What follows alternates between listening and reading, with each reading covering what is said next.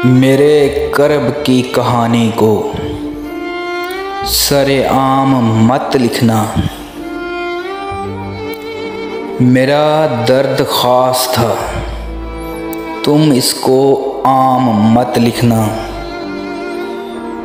मेरे बारे में जो चाहे लिखना हो लिख देना, मगर इसमें मेरे महबूब का नाम मत लिखना।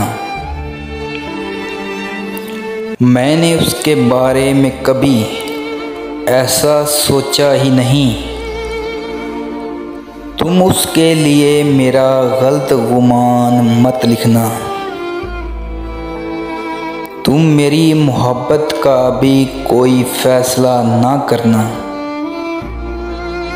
तुम मेरी मोहब्बत का अभी कोई अंजाम मत लिखना। अभी तो मैं आज़ाद हूँ अपने फ़ैसले में।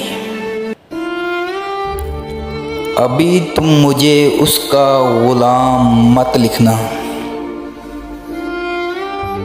अभी तो फ़ैसले होंगे महशर में। अभी तुम माफ़ी का कोई पैगाम मत लिखना।